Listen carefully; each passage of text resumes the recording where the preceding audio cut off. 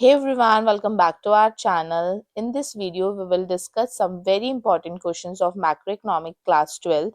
I have covered only the unit 1 national income and related aggregates. In this video, I have divided the contents into a three category. First one is your 1 marks question, second is your third and 6 marks question which are highly repeated in exam and numericals questions. So let's start. Question first. Define gross domestic product (GDP). GDP is the money value of all the final goods and services produced within the domestic territory of a country during a 1 year. एक साल में देश के अंदर जितना भी final goods and services produce हो रहा है उसकी टोटल मनी वैल्यू को हम जीडीपी कहते हैं. नेक्स्ट क्वेश्चन है आपका what is depreciation. Depreciation refers to the wear and tear of the fixed capital assets during the process of production. एक अगर मैं इसको बहुत ही इजी लैंग्वेज में समझाऊं तो मशीन्स, बिल्डिंग्स, टूल्स की जो वैल्यू घट जाती है, ठीक है, या वो पुरानी हो जाती है, उसकी वैल्यू कम हो जाती है, उसको हम डेप्रिसिएशन कहते हैं. नेक्स्ट है आपका third what is net factor income from abroad. NFIA को क्या कहा जाता है? NFIA is the difference between the factor income received from abroad and factor income paid to abroad. इसको समझिए बहुत अच्छी तरीके से कि एनएफआईए का क्या मेन मुद्दा है. वो उन दोनों के बीच डिफरेंस बिटवीन है जो फैक्टर इनकम रिसीव्ड हो रही है अब्रॉड से और factor income paid to abroad, ठीक है. तो इन दोनों में जो डिफरेंस है वो ही एनएफआईए कहलाती है. मतलब विदेश से मिलने वाली इनकम को अगर हम माइनस कर देते हैं विदेश को दी हुई इनकम से तो हमारी वो कहलाती है एनएफआईए. नेक्स्ट है अब आपका fourth what is value added. Okay, value added is the difference between the value of output and intermediate consumption. इसको अगर हम बहुत सिंपल लैंग्वेज में समझे तो प्रोडक्शन की हर स्टेज पर की गई एक्स्ट्रा वैल्यू वो हमारी कहलाती है वैल्यू एडेड. अगर और अच्छी समझना है तो आपका जो भी वैल्यू एडेड निकल के आएगा वो कैसे निकल के आएगा? Output of value minus input of cost. Okay. Next है फिर आपका what is national income. National income क्या है इसको बहुत अच्छी तरीके से समझेंगे क्योंकि दोनों में ही बहुत हल्का सा डिफरेंस है. National income is the money value of all final goods and services produced by the normal residents of a country during a 1 year. National income का कहने का मतलब ये है कि एक साल के अंदर जितना भी देश के लोगों का कमाया हुआ पैसा है, चाहे वो वेजेस हो, चाहे वो रेंट हो, चाहे वो इंटरेस्ट हो, चाहे वो प्रॉफिट हो, उसे हम नेशनल इनकम कहते हैं.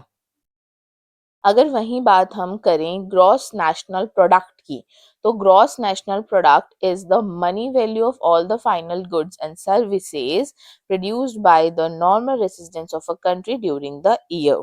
इसमें क्या कहा गया है? इसमें आपका जो जीएनपी है, ग्रॉस नेशनल प्रोडक्ट, यहाँ पर हम ये बात कर रहे हैं कि किस तरीके से जो मनी वैल्यू है वो आपकी फाइनल गुड्स एंड सर्विसेज की जो भी देश में लोगों का कमाया गया हुआ पैसा है, चाहे वो बाहर देश से भी कमाया हुआ है, वो आपका इंक्लूड होगा जीएनपी में. Simple is that GDP plus NFIA is your GNP. Okay. Net factor income from abroad. Okay. देश के लोगों की इनकम चाहे वो अंदर हो या बाहर उसको हम जीएनपी कहेंगे. नेक्स्ट है अब हमारा define net domestic product. NDP is GDP after deducting depreciation. इसका सिंपल सा मतलब ये है कि भाई जीडीपी को अगर हम माइनस कर देते हैं डेप्रिसिएशन से तो हमें हमें एनडीपी मिल जाएगा, नेट डोमेस्टिक प्रोडक्ट मिल जाएगा. देश के अंदर की नेट प्रोडक्शन हमें यहाँ पर मिल जाएगी. ओके. अब हम बात करते हैं थर्ड एंड 6 मार्क्स क्वेश्चन की. तो जब भी आपका डिफरेंस बिटवीन पे क्वेश्चन आए एग्जाम में तो उसे आप हमेशा टेबल की फॉर्म में कीजिए. मैं आपको ये सजेशन दे रही हूँ बिकॉज अगर आप पैराग्राफ के फॉर्म में करेंगे तो वो उतना प्रेजेंटेटिव नहीं लगेगा जितना वो टेबल की फॉर्म में लगेगा. ओके. तो let's start. Distinguish between GDP and GNP. इसको मैं आपको इन डिटेल नहीं समझाऊंगी क्योंकि मैंने आपको 1 मार्क्स में भी और 2 मार्क्स में भी इसको समझा दिया है.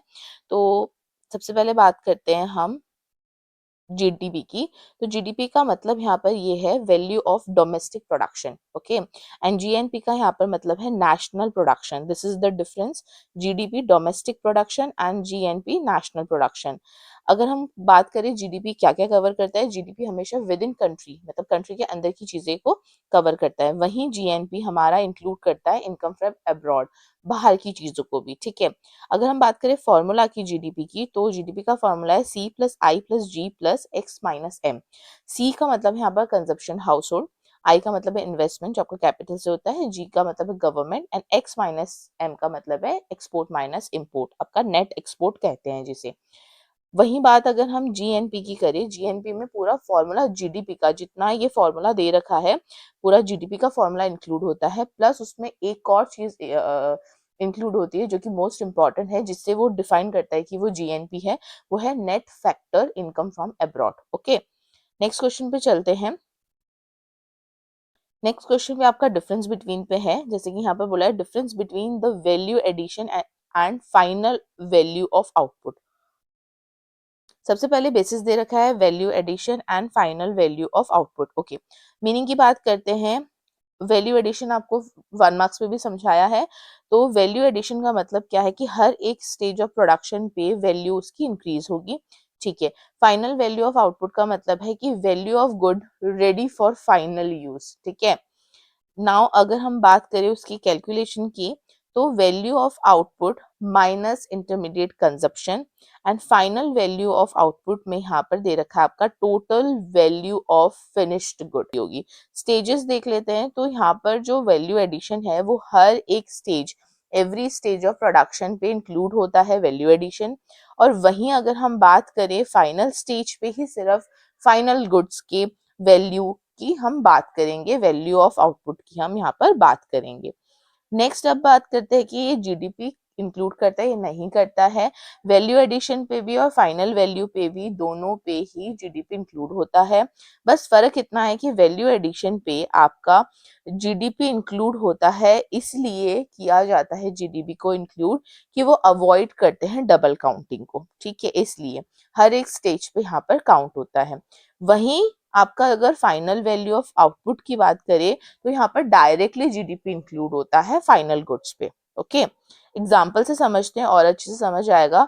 जैसे व्हीट से फ्लोर बना, फ्लोर से ब्रेड बना, ठीक है। तो हर एक स्टेज पे यहाँ पर आपकी वैल्यू को एडिट किया गया है, वैल्यू को ऐड किया गया है, ओके।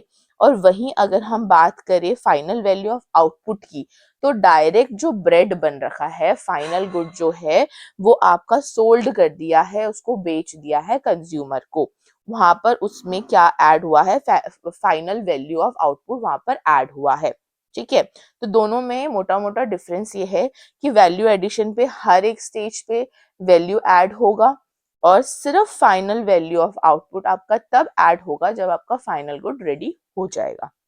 थर्ड क्वेश्चन है आपका, explain the product value added method of measuring national income. ये बहुत ही इंपॉर्टेंट क्वेश्चन है, बहुत बार आपके प्रीवियस ईयर क्वेश्चन में पूछा गया है, तो इसको बहुत अच्छे से कीजिए। इसके आगे आने वाले जो 2 और क्वेश्चन है वो इसी से ही रिलेटेड करते हैं।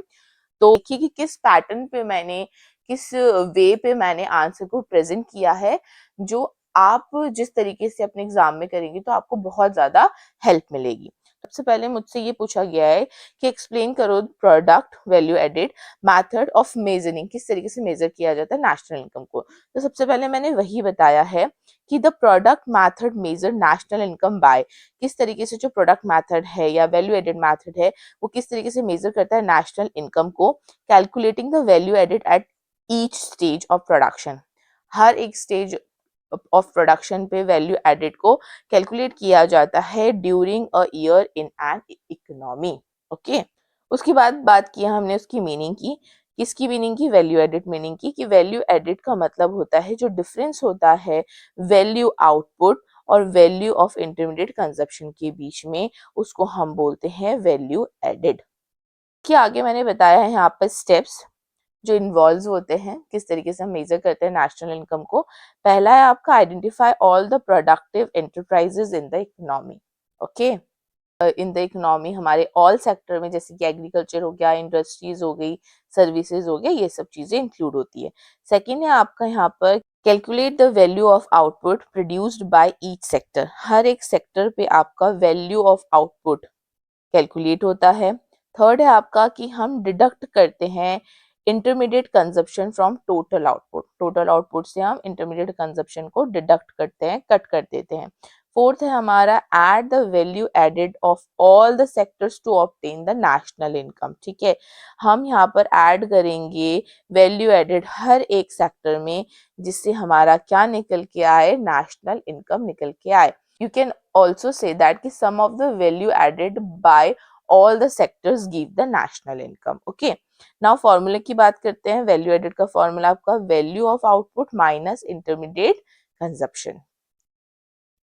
इसके बाद हम बात करते हैं, इसमें पहला है आपका कि double counting should be avoided. जैसे आपको पता है कि वैल्यू एडेड में आपका जीडीपी को इंक्लूड करने के लिए डबल काउंटिंग, जीडीपी इंक्लूड होता है क्योंकि हमें अवॉइड करना है डबल काउंटिंग, तो ये बोला गया है कि डबल काउंटिंग को हमें अवॉइड करना चाहिए।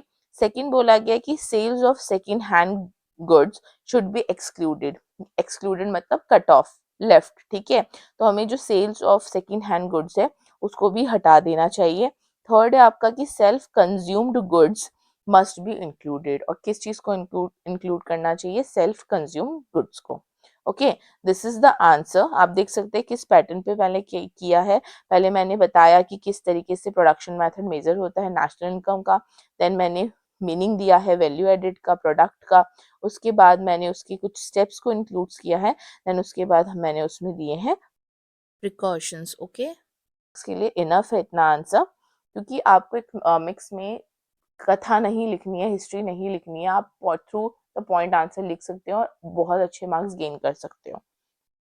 नाउ नेक्स्ट क्वेश्चन है fourth, explain the income method of measuring national income, ठीक है, तो सबसे पहले मैंने वही मेथड लिया है आंसर लिखने का। सबसे पहले मैंने इनकम मेथड किस तरीके से मेजर करता है नेशनल इनकम ये बताया है। तो यहाँ पे बताया कि summing up all the factor income earn by the residents of a country during a year, इस तरीके से हम इनकम मेथड मेजर करते हैं नेशनल इनकम में। उसके बाद मैंने बताया आपको कंपोनेंट्स ऑफ इनकम, ठीक है, कंपोनेंट, अब ये चार बहुत ही मेजर चीज है हमारी income method of measuring national income में। तो पहला है आपका वेजेस एंड सैलरी, जो इनकम होती है लेबर्स की। सेकेंड है आपका रेंट, जो आपकी इनकम होती है लैंड से आपको जो मिलती है। Interest income from capital, and the profit income from entrepreneurs. Okay, आगे चलते हैं, बात करते हैं फॉर्मूले की। फॉर्मूला आपका वही है, नेशनल इनकम को किस तरीके से किया जाता है। डब्ल्यू मतलब वेजेस, आर मतलब रेंट, आर है आपका इंटरेस्ट, एंड पी मतलब है आपका प्रॉफिट, जिसे नेशनल इनकम और फैक्टर इनकम मेथड भी कहते हैं। ओके, नाउ उसके बाद हम बात करते हैं प्रिकॉशंस की, क्या क्या प्रिकॉशंस हमें लेने चाहिए। पहला है आपका transfer income like pensions and gift should be excluded, ये चीजें हट जानी चाहिए। सेकेंड है आपका income from sales of second hand goods should not be included. Okay, explain the expenditure method of measuring national income. These three questions are very important, तो इसे अच्छे से पढ़ के जाना। गारंटी है कि अगर ये आएगा और इस तरीके से आप लिख के जाएंगे तो आपको फुल से फुल मार्क्स मिलेंगे। ओके, सबसे पहले वही बताया कि एक्सपेंडिचर मेथड कैसे मेजर करता है नेशनल इनकम को, by adding total expenditure on final goods and services in an economy. Okay, तो कंपोनेंट्स बताए गए हैं यहाँ पर आपका। सी का मतलब है आपका private final consumption expenditure, I का मतलब है आपका gross domestic capital formation, G का मतलब आपका government final consumption expenditure, X minus M का मतलब है net export, export minus import. Okay, तो यहाँ पर आपका फॉर्मूला भी दे रखा है जो ऊपर वाले से ही रिलेट करता है, E plus I plus G plus X minus M. Okay, इसके प्रिकॉशंस देख लेते हैं। इसके प्रिकॉशंस मैंने दो लिए हैं। तो प्रिकॉशंस में कि only final good should be included, यहाँ पर हमेशा एक्सपेंडिचर मेथड में फाइनल गुड्स हमें इंक्लूड करना चाहिए। Expenditure on the second hand good should be excluded, और जो सेकंड हैंड गुड्स यहाँ पर होता है, जो खर्चा हो रहा है उसके में, वो हमें हटा देना चाहिए। ओके, प्रिकॉशंस आप ज्यादा भी लिख सकते हैं, this is your choice. Okay, now next is your जो मोस्ट इंपॉर्टेंट, बहुत बार पूछा गया है, 2 मार्क्स में, 3 मार्क्स में, 6 मार्क्स में, वो है distinguish between the intermediate goods and the final goods. ठीक है, इसका मैंने सेपरेटली बहुत बड़ा वीडियो बना रखा है जिसमें मैंने आपको चीजें बहुत डिफरेंस बिटवीन का अलग अलग अलग बता रखा है, वो मैं आपको डिस्क्रिप्शन बॉक्स में डाल दूंगी।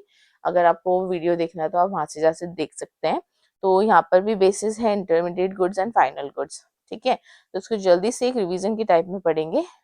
Meaning intermediate goods is used for further production, दूसरे के प्रोडक्शन के लिए यूज किया जाता है। फाइनल गुड्स तो आपका फाइनल यूज हो गया, जैसे कि आपने मान लीजिए इंटरमीडिएट गुड्स आप ले लो, इस तरीके से ले लो कि रॉ मटेरियल्स में आपने ले लिया वुड और उसको आपने कन्वर्ट किया एक चेयर में, वो आपका फाइनल गुड्स हो गया, ठीक है। नेचर क्या है आपका, इंटरमीडिएट गुड्स आपका इनपुट होता है, फाइनल गुड्स आपका आउटपुट होता है, ठीक है। जीडीपी किस तरीके से ट्रीटमेंट देती है यहाँ पर, तो इंटरमीडिएट गुड्स में एक्सक्लूडेड होता है, नहीं होता है, और फाइनल गुड्स जब बन जाता है तो ऑब्वियस सी बात है वो जीडीपी इंक्लूड करता है, ठीक है। एग्जाम्पल यहाँ पर दे रखे floor for the bakery and bread for the consumer, ठीक है। This is a simple thing, इस पे ज्यादा नहीं जाएंगे। ओके, नेक्स्ट है अब आपका most important another question, distinguish between the nominal GDP and real GDP, ठीक है। तो नॉमिनल जीडीपी और रियल जीडीपी क्या होती है, सबसे पहले बात करते हैं मीनिंग की। Nominal GDP measure at the current year prices, ठीक है। हमेशा ये करंट ईयर प्राइजेस पे ही मेजर किया जाएगा नॉमिनल जीडीपी को। वहीं अगर बात करें हम रियल जीडीपी की तो रियल जीडीपी हमेशा मेजर होती है कांस्टेंट प्राइस पे या फिर बेस्ड ईयर पे, इसको इंक्लूड किया जाता है, रियल जीडीपी वो होती है, ठीक है। प्राइस लेवल अगर हम बात करें तो affect by the price changes affect होती है नॉमिनल जीडीपी, वहीं पर रियल जीडीपी अफेक्ट नहीं होती है। इन्फ्लेशन क्या करता है, यस यहाँ पर इन्फ्लेशन इंक्लूड होती है, वहीं पर भी रियल जीडीपी पे इन्फ्लेशन एक्सक्लूड हो जाती है। मेजरमेंट बात करते हैं कि नॉमिनल जीडीपी पे shows money value of output and वहीं पे ही रियल जीडीपी पे shows actual physical output include होता है। ग्रोथ की बात करें अगर हम, तो नॉमिनल जीडीपी में over estimated the economic growth, और वहीं पर रियल जीडीपी आपका रियल इकोनॉमिक ग्रोथ करता है, क्योंकि यहाँ पर इसलिए वो रियल करता है क्योंकि हमने यहाँ पर बेस्ड ईयर लिया है, ओके।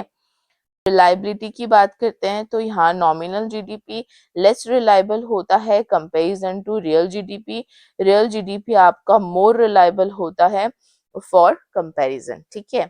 तो this is all for about nominal GDP and real GDP.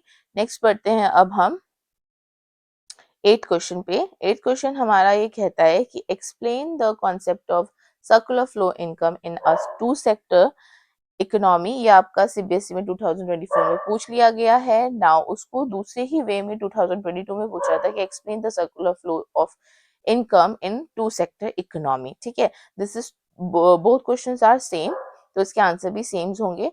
तो हम देखते हैं अब किस तरीके से हमने इसको डिफाइन कर रखा है। इस तरीके से आप अपने पेपर में भी लिख सकते हैं, जिससे आपको अच्छी तरीके से बेनिफिट होगा, और लर्निंग प्रोसेस में भी बहुत इजी वे में दे रखा है, तो आप एग्जैक्टली ऐसा भी लिख सकते हैं, ठीक है। तो आंसर बताया गया तो सर्कुलर फ्लो, सबसे पहले हमने बताया कि सर्कुलर फ्लो है क्या एक्चुअल में, ठीक है। तो कितनी बार बच्चे क्या करते हैं कि चार्ट बना दिया खत्म कहानी, नो, आपको स्टेप बाय स्टेप चलना है, मार्क्स आपको उसी अकॉर्डिंग ही मिलेंगे। The circular flow of income refers to the continuous movement of income and expenditure between the household and producer in an economy. Circular flow income क्या बताता है, continuous movement होता है इनकम एक्सपेंडिचर के बीच, ठीक है। इनकम एक्सपेंडिचर और वो किस, ये दोनों किस चीज के बीच चलते हैं, हाउस होल्ड और प्रोड्यूसर, जिसे हम फर्म्स भी कहते हैं, इन दोनों के बीच चलते हैं, ठीक है। अब इन टू सेक्टर इकोनॉमी में क्या चीजें इंक्लूड हुई है, only the household and producer are involve, ठीक है। यहाँ पर कोई फॉरेन वगैरह इंक्लूड नहीं होते हैं। यहाँ पर जो टू सेक्टर इकोनॉमी है उसमें इंक्लूड होता है हाउस होल्ड और प्रोड्यूसर, ठीक है। There is no government and no foreign trade, okay. This is the most important line, there is no government and no foreign trade. अब हम देखते हैं किस तरीके से वर्क करती है हमारी सर्कुलर फ्लो। आपको अपने मार्क्स के अकॉर्डिंग ही आंसर्स को रिप्रेजेंट करना है, ठीक है। अगर आपको 2 मार्क्स से पूछा तो आप उसी अकॉर्डिंग मार्क्स दे, ऐसे नहीं कि आप ये 2 मार्क्स से पूछा गई हुई चीज आप 6 मार्क्स का लिख के आ जाए, नहीं, उससे कोई बेनिफिट नहीं होगा, आप अपना टाइम ही जाया करेंगे। तो आप उतने ही हिसाब से लिखिए जितने हिसाब से आपको मार्क्स के क्वेश्चंस में पूछा गया है, ठीक है। तो सबसे पहले किस तरीके से वर्क करता है circular flow? Circular flow work करता है रियल फ्लो से और मनी फ्लो से, ठीक है। अब रियल फ्लो में हम देख लेते हैं, household provide factor services. Factor services क्या है यहाँ पर? Land, labour, capital, enterprises to producer. Real flow क्या होता है कि जो हाउस होल्ड प्रोवाइड कर रहा है फैक्टर सर्विसेज टू प्रोड्यूसर, उसको हम रियल फ्लो कहेंगे। फिर वहीं पर ही producer supply goods and services to house hold.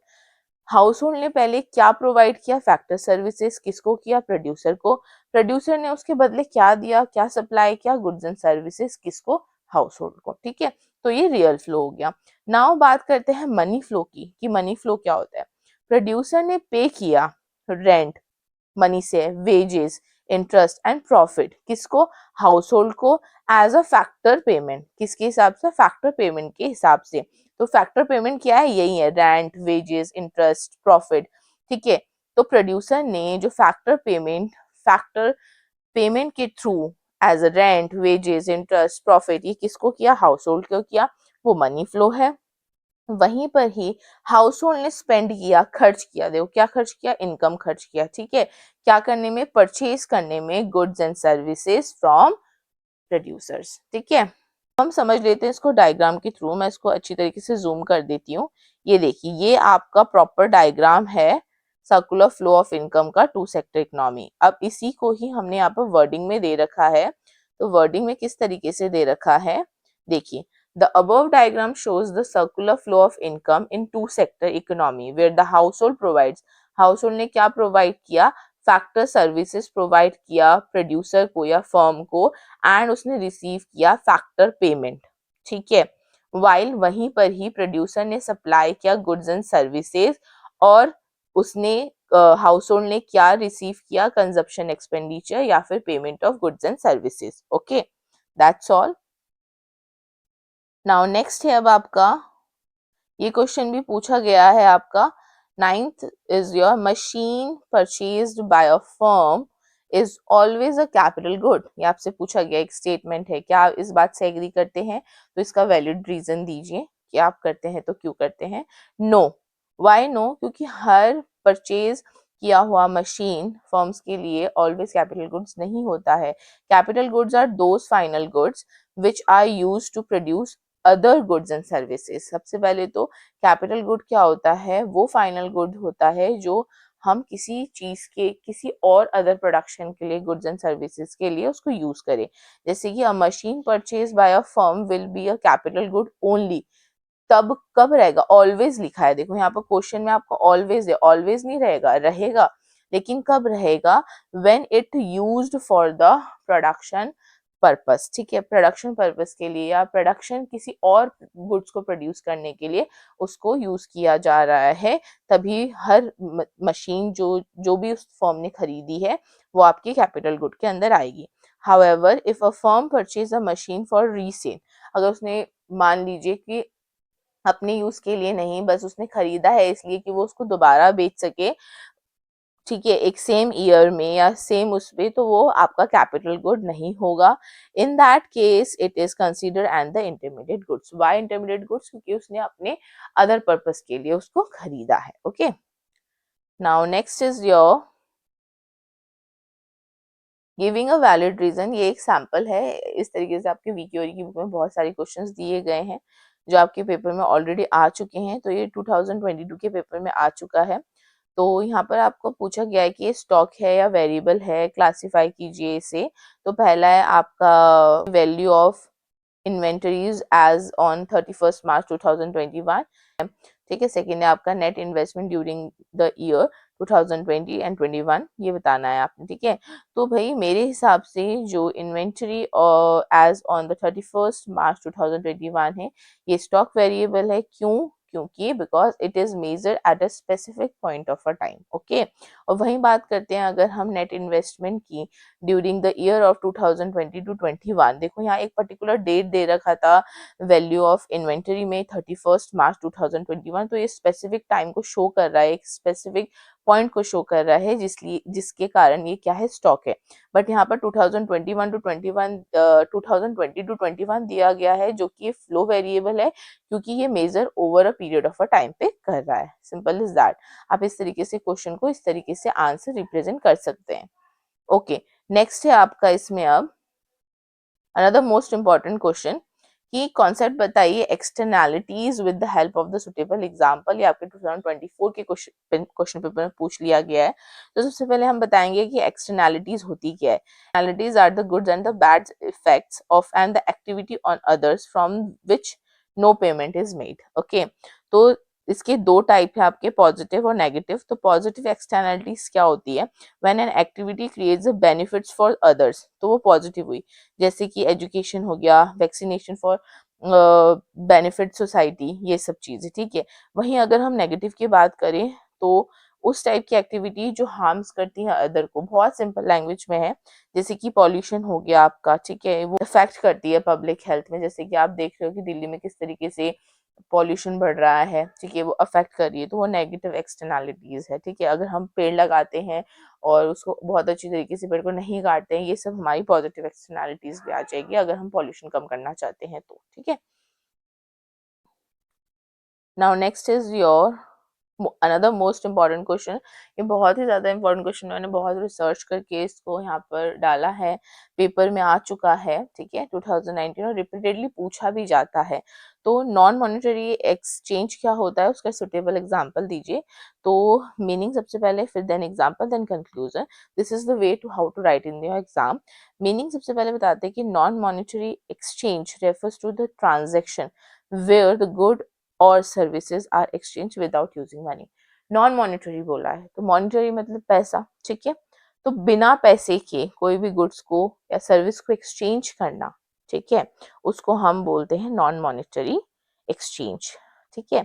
अब यहाँ बात करते हैं, सबसे पहले यहाँ कैश वगैरह नहीं आता, गुड्स एंड सर्विसेज जो भी होगा वो गुड्स एंड सर्विसेज में ही होगा।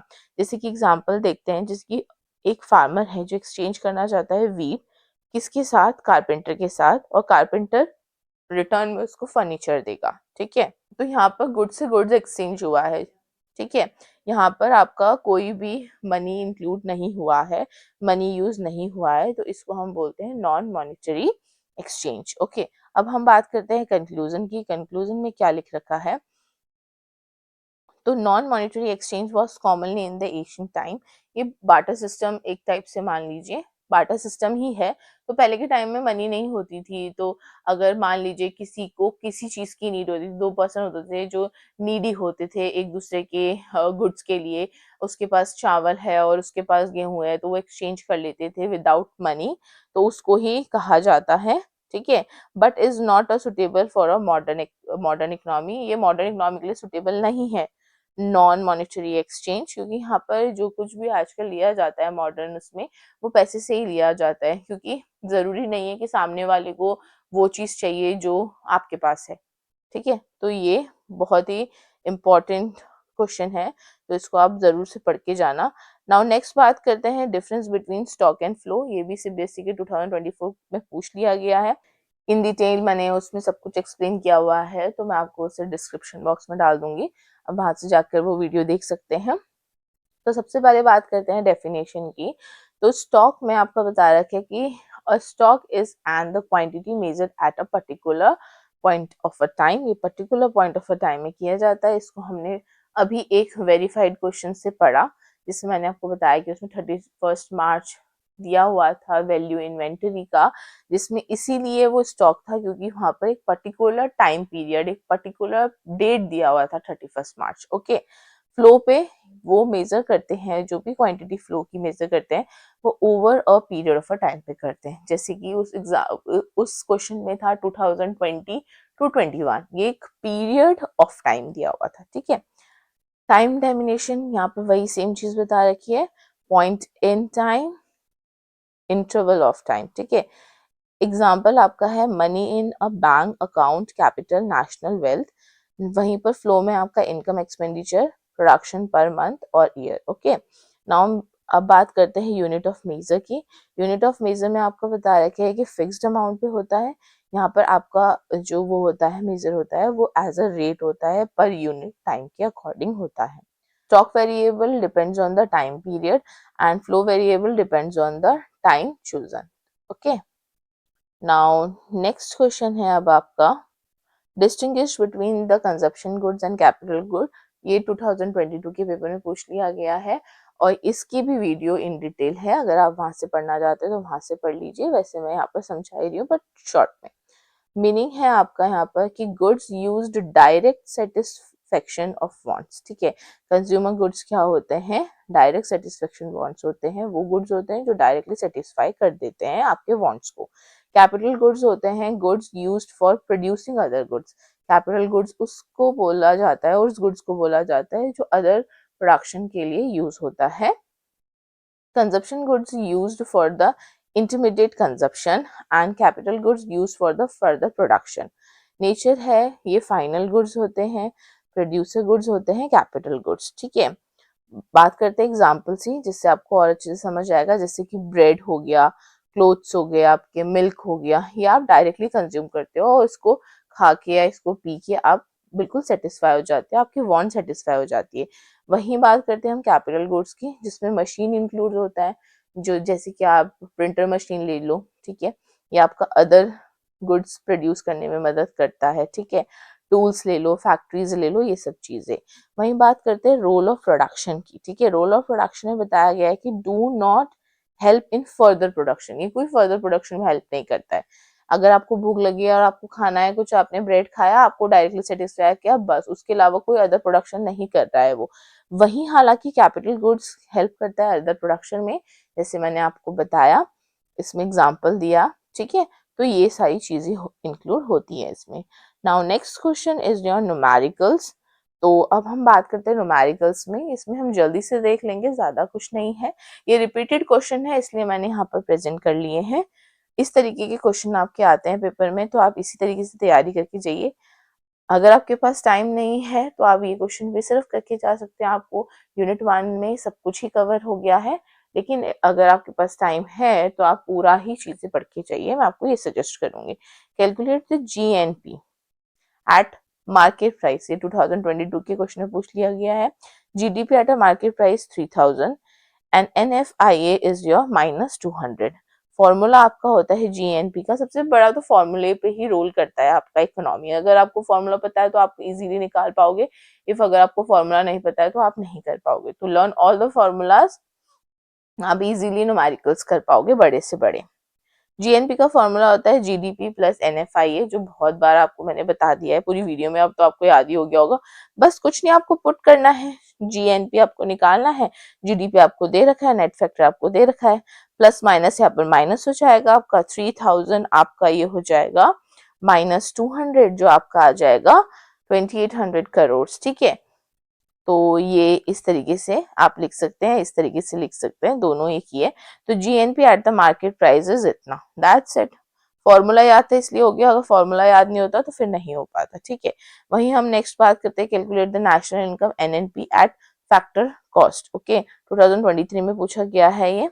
आपको यहाँ पर दे रखा है GNP eight market price 4000, depreciation 500, indirect tax 300, subsidies 100. ठीक है. आपको हिंट दूंगी, इन सब से ही फॉर्मूला बनता है. ठीक है.